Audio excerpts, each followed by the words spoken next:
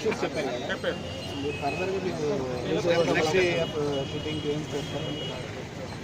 నా పేరు వేదుల సూర్యనారాయణమూర్తి. నేను 1986లో డ్రెడ్జింగ్ కార్పొరేషన్ ఆఫ్ ఇండియాలో జాయిన్ అయ్యాను. ఇది 1976లో షిప్పింగ్ కార్పొరేషన్ ఆఫ్ ఇండియా విడిపోయి డ్రెడ్జింగ్ కార్పొరేషన్ సంస్థ స్టార్ట్ చేసిన దగ్గర నుంచి కూడా భారతదేశంలో ఉన్న మేజర్ పోర్ట్ ట్రస్ట్ అన్నిటికీ కూడా ఇది ఒక ముఖ్య సంస్థ కింద రూపొందించింది. ఇంచేతంటే మనం పూర్వం కాలంలో నూతులు నీరు ఎండిపోతే గూడికి ఎలా తీసుకుని నీరుని మనం సంపాదించుకుంటామో అదేవిధంగా సముద్రాన్ని డ్రెడ్జి చేసి మన తాలూకా జలమార్గ రవాణానికి ఉపయోగపడే డ్రెడ్జింగ్ కార్పొరేషన్ ఆఫ్ ఇండియా సంస్థ అప్పుడు ఆరంభించింది.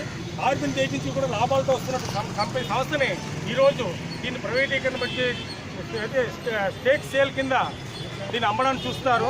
కానీ మమ్మల్ని ఒకదాన్ని అమ్మడానికే కాదు, కానీ పోస్టులు కూడా దీనివల్ల మూతపడిపోయే అవకాశం ఉంటుంది. సో దేనికి మా కార్యాచరణగా ఏ రోజైతే పేపర్లో వచ్చిందో ఆ రోజు నుంచి కూడా మేము సెంట్రల్ గవర్నమెంట్కి అలాగే రాష్ట్ర ప్రభుత్వానికి కూడా మా వినతి పత్రాలు పంపిస్తూ ఈ రోజున మన DCI dredging corporation of India public sector undertaking head office ఏకైక విశాఖపట్నం ఉండడం మన విశాఖపట్నం వాస్తువులకి ఎంతో గర్వకారణం. అటువంటిది ఈ కారణం ఇది కూడా పోతే మన విశాఖపట్నం ఏమిటి అంటే గవర్నమెంట్ వ్యవస్థ ఏది లేదన్నట్టుగా మనం చెప్పుకోవాల్సి వస్తుంది. అలాగనే మనకు వచ్చేటటువంటి రెవెన్యూ ద్వారా ఆంధ్రప్రదేశ్ బైపాట్రేషన్ అయిపోయిన తర్వాత ఆంధ్రప్రదేశ్కి ఎక్కువగా రెవెన్యూ సేల్స్ ట్యాక్స్ అయితేనేమి సర్వీస్ ట్యాక్స్ అయితేనేమి మన యొక్క Visakhapatnam dredging corporation of India సంస్థ ద్వారానే కోట్లాది రూపాయలు ఇస్తాం.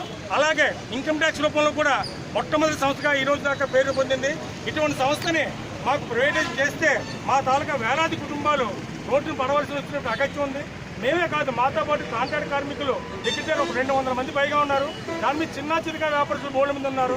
సో అంత తాలూకా జీవనాధాన్ని కోల్పోయేటటువంటి ఈ ఏదైతే దుస్తులు ఈరోజు గవర్నమెంట్ తీసుకొచ్చిందో దాన్ని బాగా ఖండిస్తూ మా తాలూకా ఈ కార్యక్రమాన్ని మేమే కాదు సంవత్సరం పనిచేసిన ప్రతి చిన్న చితక పెద్ద ముతక ముసిలి అందరూ ఉద్యోగస్తులు రిటైర్ అయిపోయిన వాళ్ళు కూడా దీంట్లో భాగస్వామ్యం వచ్చారు అంటే ఈ సంస్థ విశాఖపట్నంలో ఉండి మరి యొక్క కొన్ని తరాల దాకా మరొక కొన్ని 40 సంవత్సరాలు అయింది.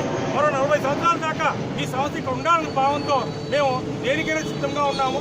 మా సంస్థను మేము కాపాడుకుంటాం. అలాగే చుట్టుపక్కల పోర్ట్ ట్రస్టులు కూడా మేము కాపాడుకుని తీరుతాం. దీనికి విశాఖపట్నం ఉన్నటువంటి ప్రజల తాలూకా భాగస్వామ్యం కోరడం గురించే మేము ఈరోజు GVMC గాంధీ మహాత్ముడి దగ్గరగా వచ్చి ఈరోజు ఈ కార్యక్రమం చేశాము.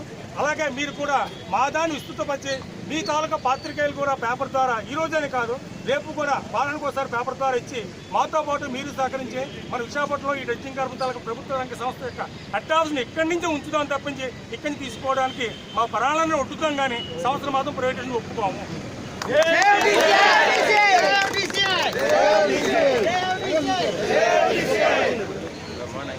గుర్తంగా వచ్చింది.